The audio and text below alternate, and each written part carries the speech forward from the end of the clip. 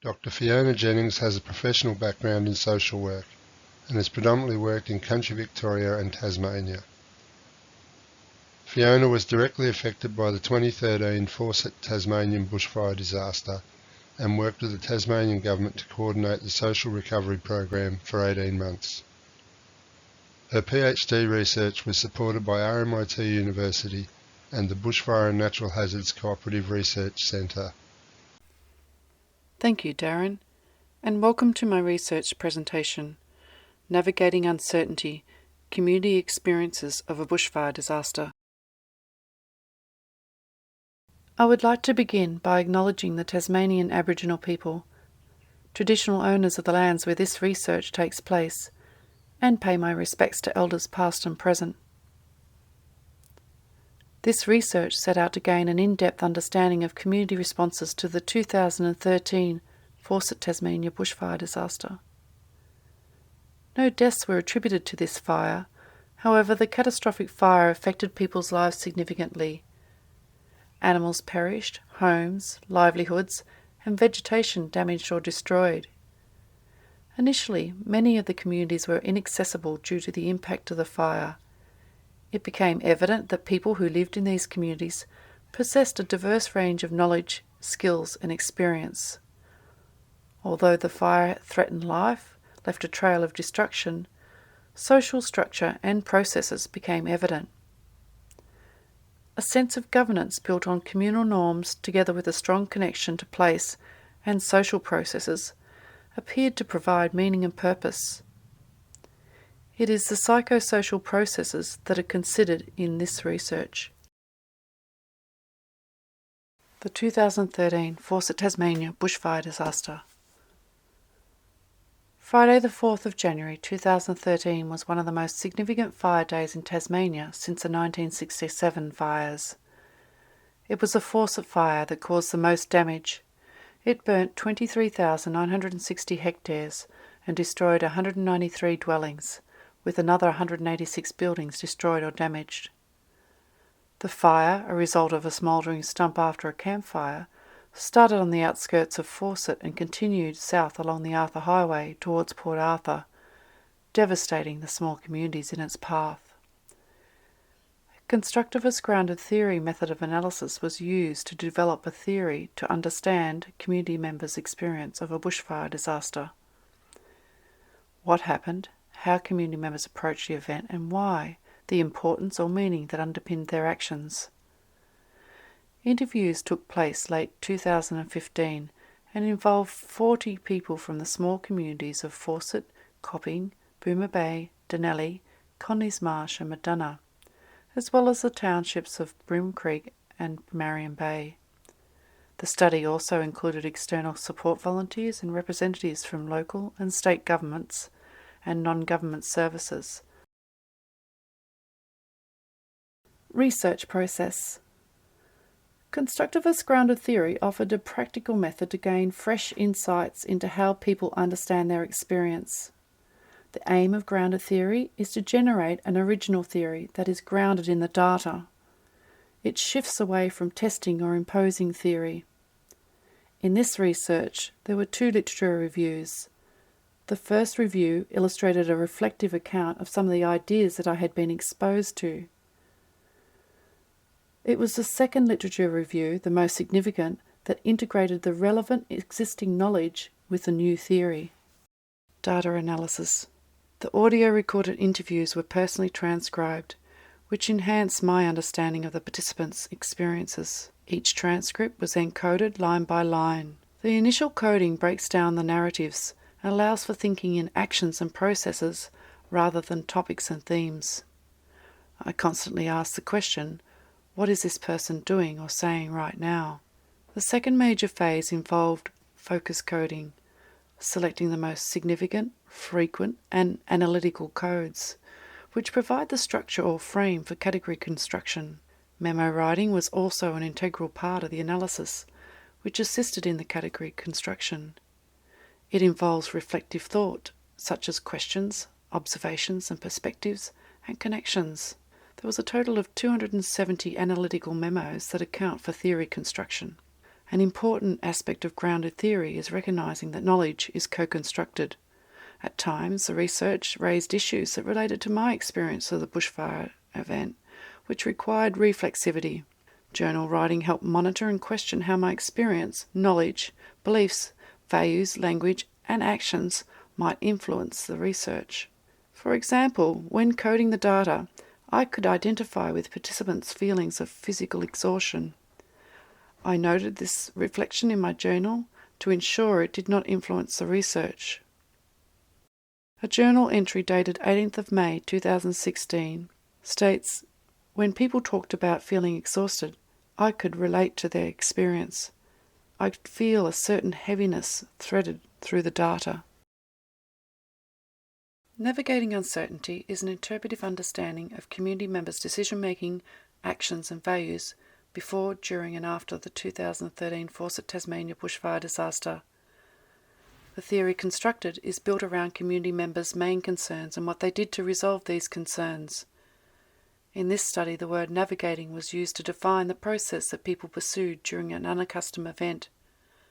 The word uncertainty implies the context, the event and circumstances. The grounded theory navigating uncertainty comprises of 3 phases titled losing the familiar, the bushfire, restoring the familiar, the disaster, living with change, the event. The significance of this research is demonstrated in the psychosocial processes. The categories and their properties illustrate the rich understandings of what happened leading up to, during and after the bushfire disaster. Losing the familiar includes 4 subcategories: knowing about the fire, comprehending the gravity, safeguarding responsibilities, and locating family and others. Knowing about the fire. Properties include not knowing, acting blasé, paying attention, seeing the signs, tapping into intuition, monitoring the bushfire, and considering plans.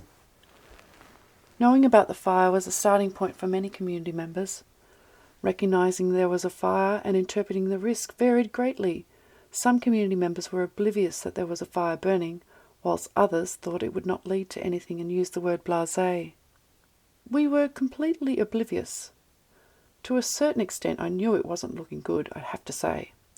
I did never expect what did actually happen, but the conditions weren't good, quite clearly not good. There was a nasty fire already in Forcett. Other community members were paying attention, listening to emergency warnings or monitoring the bushfire.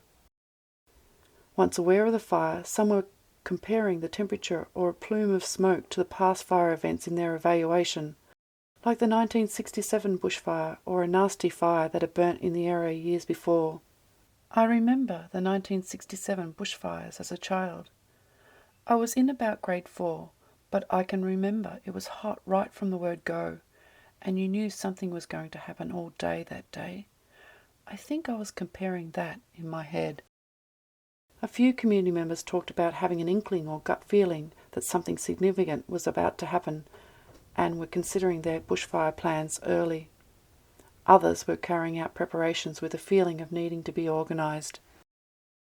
Comprehending the gravity.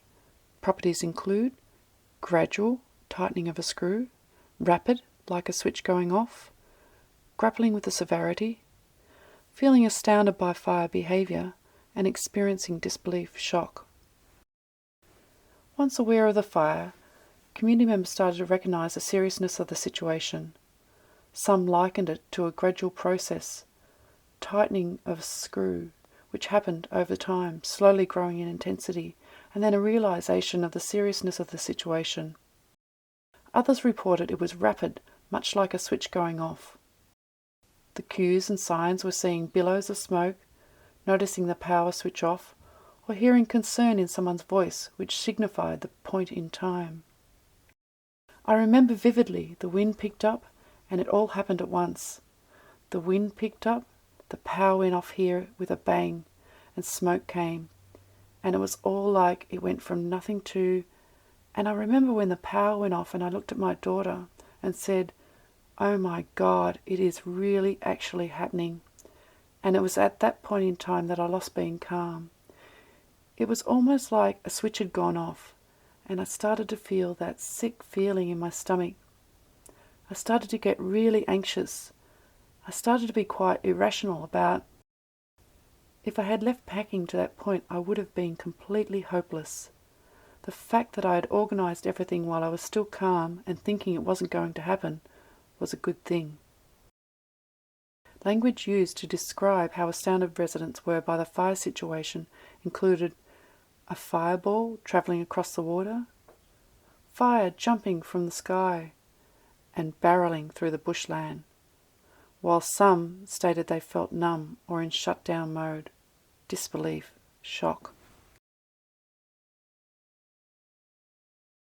Safeguarding responsibilities.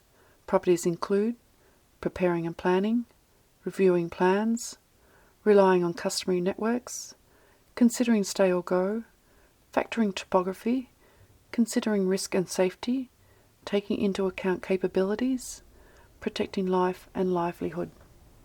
Community members relied greatly on their everyday networks when making the decision to stay or go. We discussed it with our neighbours and initially thought things would be okay, and then things sort of took a turn very quickly and the wind came up. Our immediate next door neighbour said she was evacuating because she had her grandchildren with her. And the people next to her, so 2 doors down, they came up and said, "We are going to go to, what are you doing?" And we said, "We are going to stay." And they said, "We will stay with you." Adult children from outer areas heeded warnings via the media or seeing the plume of smoke from Hobart and surrounds. They contacted their parents and warned them of the fire and urged them to leave. A local fisherman advised one community member to watch the wind and the boats. If the boats moored in the bay changed direction, they recommended that it would be time to leave. Community members factored the landscape, which included road direction, bush, paddocks, with water a dominant feature. There is a little rocky beach down on the right-hand side before you get to Chronicle Point. Go down there. You'll be safe there because there is very little vegetation and it's right on the seaside. Many community members considered their and others' capabilities. Locating family and others. The properties include reducing the worry, feeling distressed not knowing loved ones' whereabouts, and staying connected. Many people who evacuated felt distressed by not knowing what was happening in the fire impact zone. No, that was the worst for me, not knowing. I couldn't get through to anyone on my phone because networks were down, and that was my concern. We had no idea how our men were. That was really awful. And then you hear awful stories and had no way of confirming them. Many men who remained in the fire zone reported knowing where their loved ones were, partners, children, and that they were safe was liberating because it allowed them to direct their focus to the emergency. The language used to describe this included needing a clear head and being a bonus, not having to worry. Sticking to plan was also significant. Then I thought, I've told my husband I'm going to Murdunna, and if I don't go to Murdunna, then he tried to contact me. It will give him an added stress that he doesn't need to have. We kept on going, so we went past Dunalley Beach, and I really wanted to stop there. I think in my head that is where I would have gone. Being separated from significant others heightened people's distress and anxiety. Previous research has shown that separation from loved ones during and directly after fires is highly stressful and a risk factor in subsequent mental health problems for people. It's by Gibbs, et.al., 2016. Restoring the familiar includes 5 subcategories: recognizing disparity, restoring affairs, fulfilling roles, seeking the familiar, and exceeding expectations. Recognizing the disparity. Properties include comprehending what had happened, comprehending news received, needing to see what happened, trying to make sense of place, recognizing disparity between place and outside world. Community members who evacuated described hearing what had happened was unbelievable. Many reported that they needed to see what happened with their own eyes. Making sense of place was significant. People looked for remnants or features of past life. The primary school, a smouldering rubble. For one participant, they talked about standing at the front gate and recalling how at the end of the year they had moved classrooms, sorted out resource, agonised over things, refiled and tidying up, finishing off with saying, I quote, "There was nothing left, no evidence of anything." For one resident, walking down the main street of Dunalley was the most bizarre 10 minutes of their life. They looked for features that could a certain locality. But it was like, well, it was the same house, but it wasn't. Like we had a telegraph pole in the front yard and wires everywhere. There was nothing there. Where our house had been secluded here, like people didn't even know the house was here because of the trees. And we were right next to the school. But you would never have known, and everything was gone. It was just like this was in the middle of a place that we didn't recognise. Many community members talked about the disparity between place and the significant life event with life elsewhere, which had not altered or been touched directly by the event. We went to Sorel. That was weird. It was very weird. It was just strange. It was like we had been through this massive thing, and Sorel was... There weren't many people in Sorel. It was very quiet, and people were just sort of... I wouldn't say going about their business, because that was a different story. But it was just something weird about coming out of that and being in Sorel. Like I felt like people were... They didn't know where we came from, and I thought people should be coming up to us and asking us if we were all right, sort of thing. It was sort of really weird. Restoring affairs. Properties include retrieving family, needing to return home, attending to immediate needs, getting the place organised, tapping into customary networks, collective efforts, and acting strategically. There was a powerful desire to return home. Community members were resourceful in plotting their way around roadblocks or hiring boats to return home. You've lost, what was the word? The old norm, wasn't it? So you've lost that. That's gone. So got to try and get it back. In the first instance, I was trying to get everybody back home, and everybody back with their families was, to me, quite important. Community members prioritised what needed to be done and focusing on the immediate needs like meals, bedding, generators, place to stay, and fencing. Community members recognised the roads required clearing to enable emergency services access into the disaster zone. They utilised the loader to carry out this task. Another participant recognised the need for fuel to run machinery like generators and contacted the fuel company of their local service station. They tapped into their local networks. They knew where to go, what had to be done, and who to contact locally. Fulfilling roles. Properties include responding to need, fulfilling existing and new roles, supporting external services, juggling extra duties, managing convergence of interests and goods, shifting priorities, diminishing role, and blurring of boundaries. When needed, community members adapted their actions, shifting focus from essential to the more functional needs. Community members fulfilled existing roles and took on new roles, generally matched with individual capability. There were multiple, new and unfamiliar tasks.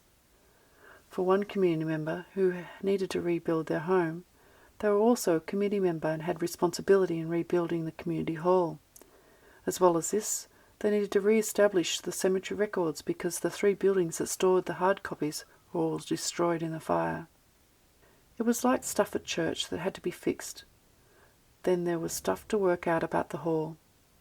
And the flower show was upcoming, and so because that was March, the first week in March, that was only 2 months, so he had to start out 8 weeks for that, which is January.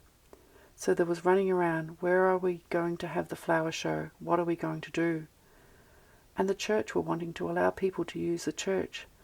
So it was like, what do we do with the stuff in the church that might not want to be used? So there was talk about that. And the church were also wondering who needs help and what can we do. So you sort of on the phone and then think about that, and it all just kept, there was one thing, another thing, and another thing. Seeking the familiar. Properties include keeping communication simple, unifying with those who lived the event, looking for familiarity, valuing places to connect, knowing what needed to be done, and attaining the customary. Community members valued seeing familiar faces. One community member talked about visiting the relief centre near the hotel and looking for someone they knew, a familiar face. Community members also valued connecting with those who had lived the event. They valued places to connect, such as the local cafes that survived the fire, venues where they could gather and share experiences in an everyday manner. A local business opened up and basically provided free space to hang out, but also free coffee and free food. They just opened their place up, almost like it was a recovery centre, almost. And a lot of people went and spent time down there. It was a great opportunity just to go around, share experiences, talking to people, and feel the connection, feel the bond, which helped people. Gaining a level of normality was important. Seeing that common goal of the school being back and the kids go back to school was a real milestone. In terms of some sort of normality, if not routine, was back in our lives, and that was a good thing. Contemporary mental health literature has described recovery as a natural process of self-writing where people generally, unconsciously, act on the difficulties and distress that interrupt the status quo of daily life. Reference Australian Health Ministers Advisory Council 2013. Exceeding expectations. Properties include working on adrenaline and instinct, putting in the extra yard, feeling a sense of obligation, smiling on the outside, running on empty, balancing values, falling in a heap, and missing out on support. Initially, adrenaline and instinct propelled people forward with statements like moving without thinking, being on fast forward, and life was almost a blur. There were expectations like putting in the extra yard, which meant exceeding the 9 to 5 working hours of most occupations. Some felt a sense of obligation. A day off for one's own desires and well-being was weighted with guilt. You were letting others down.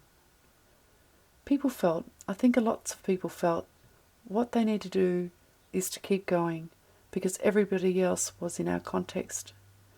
Anyway, I know there were times when I thought, oh God, I wouldn't have a clue what I'm doing tomorrow. But you just think, well, no one else is going off on stress leave. I'll just keep going too. They felt they just had to keep stepping up. Eventually fatigue set in, with one community member describing it as smiling on the outside, the appearance of doing okay but feeling exhausted and struggling with emotions. These feelings were often kept private. I felt that you need some strong leadership and normality, like my wife said, because I see behind the scenes, without mentioning names, people that are strong community leaders that probably weren't as strong behind closed doors, doing it tough. So people need to see a bit of community spirit and resilience, because even though they all put on a brave face, they're not all doing it as easy as it looks. Living with change includes 3 subcategories: comprehending change, adapting to change, finding place. Comprehending change. Properties include seeing the best and worst in people, grappling with change, mourning the loss of landscape, valuing no loss of human life. Participants reported witnessing the best and worst in people, egocentricity and altruism, with some claiming the inquiry and the distribution of financial assistance fractured relationships. Many grappled with change. They felt the place had failed to return to what it was like before the fire. Some participants mourned the loss of landscape, and they described feeling a physical pain in their chest to see all the beautiful trees gone, and that they would not likely see that again in their lifetime. Others valued there was no loss of human life and compared the event to other events like Black Saturday, then struggled to understand why people experience mental injuries. But you do realise that material things don't mean anything really, so all those knickknacks and the things that you've had for years and years collected over the years really are not important. It's people that are important, and that turned out we were lucky with this fire. There was no loss of life or no injuries, only very minor injuries. A lot of mental injuries. But that's something I can't understand, the emotion side of it. Why people got so emotional over it, where you look at some other disasters around the world, ours wasn't too bad at all. Adapting to change. Properties include adapting to circumstances, working cooperatively, adjusting, accepting and moving forward, celebrating the little steps. Adapting to change meant adapting to circumstances, with some community members attributing their survival skills used from life experience such as camping or living in a rural area where the electricity could be unreliable. I'm pretty lucky. We always have kind of been a camping family. Mum did take joy in camping.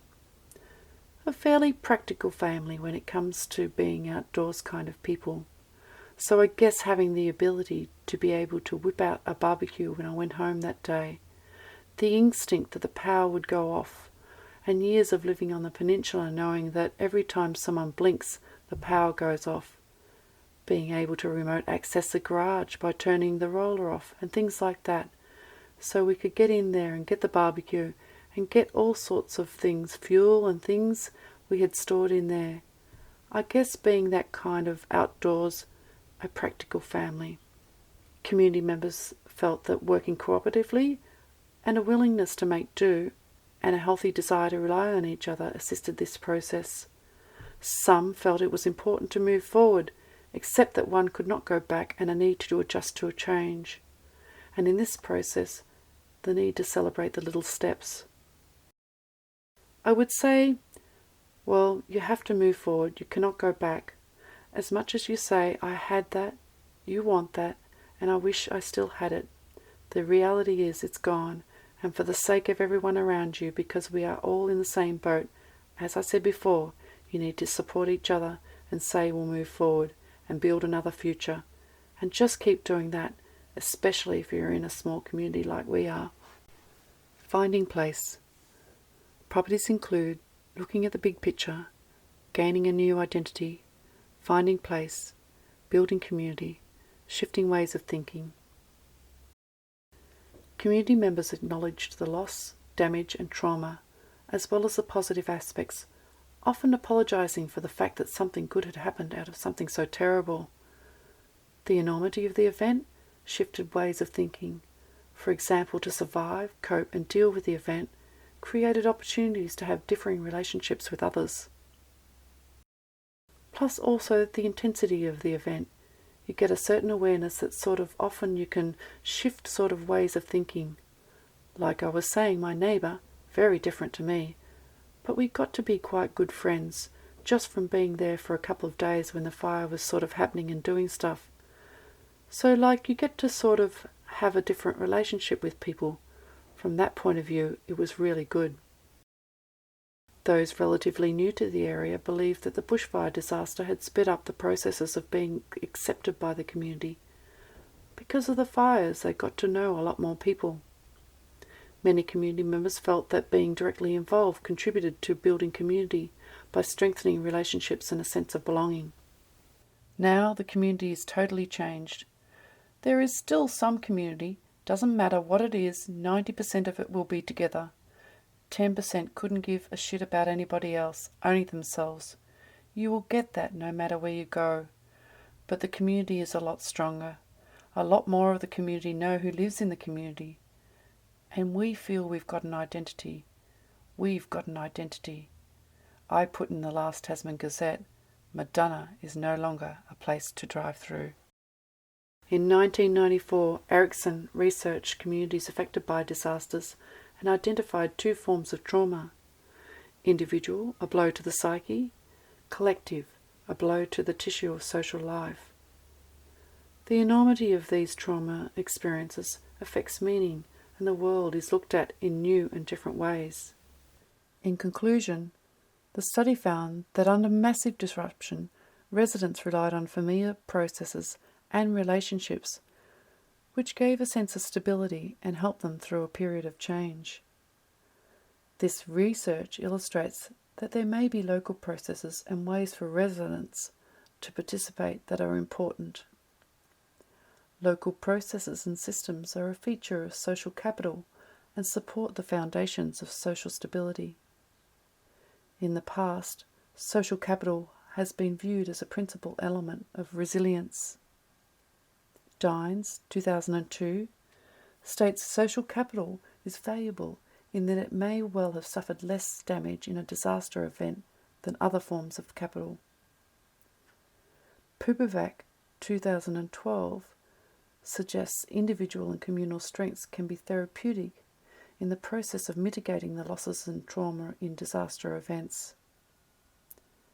However, Wisner, et.al., 2004, claims it's important to consider that when the circumstances deteriorate, an individual's reactive strategy may prove to be ineffective. Finally, I would like to give a heartfelt thank you to the people who gave their time and shared their individual experiences and perspectives of the 2013 Forcett Tasmania bushfire disaster. This knowledge enhances our understanding of community resilience and disaster recovery. Thank you.